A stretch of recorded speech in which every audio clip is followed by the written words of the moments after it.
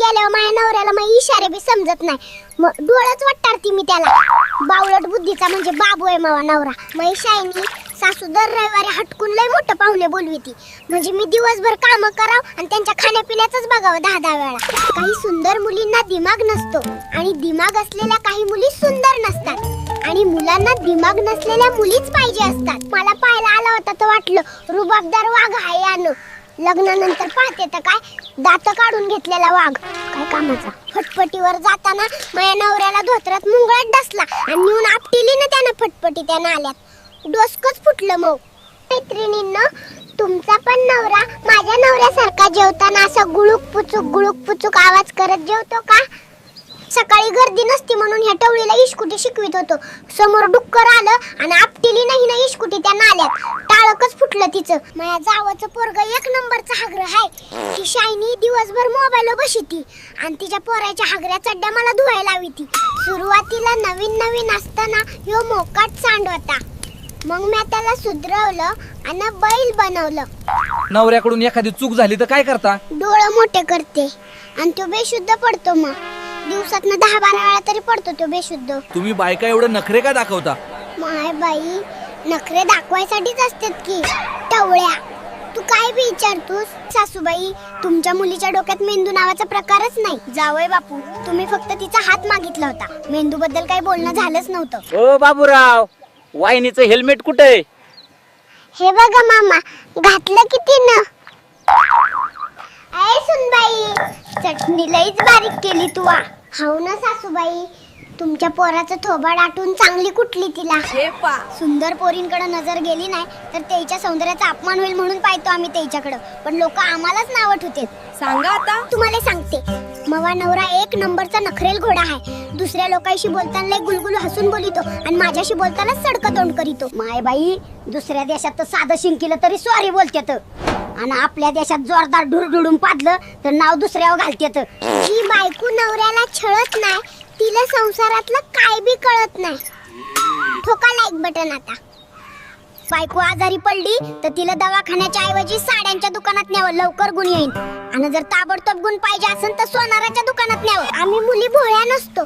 आम्हाला चांगलं माहित राहतं की कोणाला दादा म्हणायचं, कोणाला तू आणि कोणाला तुम्ही. गावलं का मित्रांनो? चुकतो तो माणूस, चूक सुधारितो तो देव माणूस आणि जो कधीच चुकत नाही तो बायकोच्या माहेरचा माणूस. बरोबर ना व मित्रांनो? ऐका, लोक लई बोलतील असं कर तसं कर, पण तुम्ही येड्यावानीच करायचं बरं का. जरा ऐका गंमत कशी आहे. जे पोरं चांगल्या स्वभावाचे असतात त्याचं थोबाड आणि नशीब दोन्ही बी लई खराब असतं बघा. बरोबर ना? चायला काय जमाना आला. ज्या वयात आमचे दात तुटायचे त्या वयात आजकालच्या पोरी पोरांचे हृदय तुटत आहेत. सांगा बाबा, जीवनात माणसाकडे काय काय असावं? अरे पोरा, माणसाकडे सगळं काय असावं पण चड्डीत मुंगी नसावी कधीच. त्या देवाला वाटते की आम्ही दोघं काहीतरी करून दाखवू आयुष्यात आणि आम्हाला वाटते की देव काहीतरी करीन आमच्यासाठी, पण आम्ही तिघही काहीच करून नाही राहिलो. अरे मित्रांनो, माझ्या बायकोच्या इस्कुटीचे ब्रेक खराब झाले होते, आत्ताच नवीन घेतले विकत. हे पा, आता हे बराच काळ टिकतील. काही लोकांची इतकी जळजळ होऊन राहिली कारण मी तसा आणि तितका दुःखी नाही जसा आणि जितका त्यांना वाटते मी असावे. देखणी मुले पादरी असतात आणि जी देखणी नसतात ती ढेकरी असतात. पोरींसाठी दोनच पर्याय आहेत, नुसता पाडणारा किंवा नुसता ढेकरा देणारा. माय शिम बघ की ते भिकारी कसं पाहून राहिला, त्याला एक सामोशा दे ग. ए टवळे, मी काय भिकारी नाही, तू हे सामोशे घेऊन उठतिडून माय कारवाईती. आजकालच्या पोरींचे मायबाप लईच विचार करायले. चांगलं स्थळ असलं तरीही देऊ की नको असं होऊन राहिलं त्याईले. मी नवऱ्याची लय तारीफ करते की मवा नवरा लय हुशार आहे. हुशार म्हणजे हुडदंगा, शायना आणि रडका. मी कंपनीत आजच जॉईन झाले. सकाळपासून लग्नासाठी 4 प्रपोजल आली कंपनीतल्या पोरायची, पण यायले माहितच नाही की मी मेरिड आहे ते. एक पोरगी जॉईन झाली, 20 लाख पॅकेज आणि तिला कॉम्प्युटर बी चालू करता येत नाही. तिला महिनाभर तर तेच शिकविलं. कुठून येतात अशा पोरी कानू माय? लोक फोनवर खूप मोठ्या विचारांचे आणि उपदेशांचं स्टेटस ठेवत असतात, पण प्रत्यक्षात ते स्वतः तसं वागतच नाहीत. प्रेम होणार असेल तर होईलच. डोक्याने कितीही नाना म्हटलं तरी हृदय नाही ऐकणार. धडधड जेव्हा वाढेल तेव्हा हृदय सांगूनच देईल. काय चाललं मग चिंटू? अरे चिंटूची बातच नको करू तू. ह्यो चिंटू 20 रुपये की चड्डी में 6 करोड़ के सामान लेकर घुमेला. पुण्यात 30 लाखांचं पॅकेज होतं मला. ऑफिस मध्ये बराच मुलांनी लग्नासाठी विचारले, पण मी नोकरी सोडली आणि शेतकरी नवरा केला. मजेत आहे आता. आम्ही फटफटीवरनं जाताना मी फटफटीच्या आरशातून माझ्या नवऱ्याच्या डोळ्यावर नजर ठेवते आणि त्यानं जर कोणत्या बाईकडे पाहिलं तर बुक्काच घालते त्याच्या टाळक्यात. मी तुझ्या आठवणीत काल झोपू नाही शकलो. अहो काय बोलताय?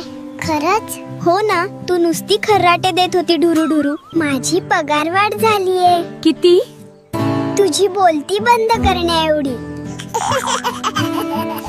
आलं होतं स्थळ मला हुशार इंजिनियर मुलाचं जर्मनीतल्या, पण बापानं लगीन लावून दिलं मव 7वी नापास बावळट मुलाशी परभणीतल्या. मित्रांनो, बायकोचे 2च प्रकार असतात. एक शांत प्रेमळ सर्व ऐकणारी गरीब गाय आणि दुसरा जशी तुमची वाली. अहो मागच्या वर्षी बायकांना संक्रांतीचं वाण म्हणून काचेच्या वाट्या दिल्या होत्या, पण ह्यावेळेस महागाई खूप आहे तर काय देऊ? मवा नंबर देऊन टाक की मग. माय बाई, मव नशीब बघा की एक तासा नवरा भेटला आणि त्याच्यासोबत पहिल्यांदा काश्मीरला फिरायला जाताना ट्रेनचं शीट त्या टॉयलेट पाशीच भेटावं का बरं? मी नवऱ्याची लय तारीफ करते की मवा नवरा लय हुशार आहे. हुशार म्हणजे हुडदंगा, शायना आणि रडका. पण त्याला कुठं कळतं? माय बाई, मवा भोकण्या डोळ्याचा नवरा. त्याला रस्त्यावरला खड्डा बी दिसत नाही. फटफटी खड्ड्यातून नेली, मागचं शीट उचकीला आणि उडाली ना मी हवेत. बाबूराव काय झाले वहिनींना? संक्रांतीचं गोड गोड बोलून तिचं डोकं दुखून राहिलं. सवय नाही ना तिले, नेहमी तिखट आणि कडूच बोलते ती. आज बाजारात कुणाच्या तरी बावळट बुद्धीच्या नवऱ्यानं त्याच्या पिशवीत आधी 1 किलो पिकलेली सीताफळं टाकली आणि त्यावर 4 किलो बटाटे टाकले. मै बायको लोकांसमोर लय बड्या बाता करीती की आमच्या ह्यांना विचारून सांगते आणि घंटा विचारते ती काय मला आणि घंटा ऐकते ती माझी कोणती गोष्ट. काल बाजारात एका पोराने त्या बाईला मागून सायकलवर धडकच दिली आणि ती बया पलडीनं जाऊन त्या भाजीवाल्याच्या गळ्यात. 90% मुलींना सभ्य, कर्तबगार, एकनिष्ठ, हुशार, प्रामाणिक, जिम वर्कआउट करून फिट राहणारी, मोठ्यांचा आदर करणारी मुले न आवडता फक्त छपरी मुलेच आवडतात. मायबाई, हे उठलं नाही का अजून? त्या कोंबड्याचं नरड बशीला आरडून आरडून सकाळपासून तरी बी हे उठत नाही बाई. टाइमावर काय करायचं आता? मायबाई झोपेलच आहे का तिड अजून बी? ह्याचा सुट्टीचा नेहमीचा झोपेचा नखरा कोण चालून घ्यायला आता? उठ रे कुंभकर्णा, थांब आज धावतेच ह्याला इंगमावा. ओय ओय, काय करून राहिली व? इतक्या मरणाच्या थंडीची पाणी टाकून राहिली का अंगावर? वेडी बिडी झाली की काय सकाळी सकाळी? मग तुझी आरती ओवाळू की काय आता? 9 वाजले तरी उठायचं नाव घेत नाही तू. त्या कोंबड्याचं नरडं सुकलं की आरडून आरडून. अहो त्या कोंबड्याला मार गोळी. पुढं तुझ्या बबड्याचं अंग गारटलं नव. त्या थंड्या पाण्यानं काय बी करते तू तर रेशमे. कोणाचा बबड्या? तुझ्या मायचा असशील तू बबड्या. मयासाठी तर तू रानगट हाय एक नंबरचा. आता जर तू उठला नाही त्या बाजीवरून तर हे मटकच घालीन तुझ्या टाळक्यात. रेशमे घुमाणार आहे. येड्यावानी नको करू असं काय बी. उठलो नव मी आता, चल चहा टाक. तर तुम्ही फुल ड्रामा फन या चॅनलला सबस्क्राइब करा, व्हिडिओ लाईक करा आणि कमेंट बी करा. आणि मित्रांनो, व्हिडिओला हाईप बी द्या. ते तिड असतं बघा खाली हाईपचं बटन, व्हिडिओला नक्की हाईप करा.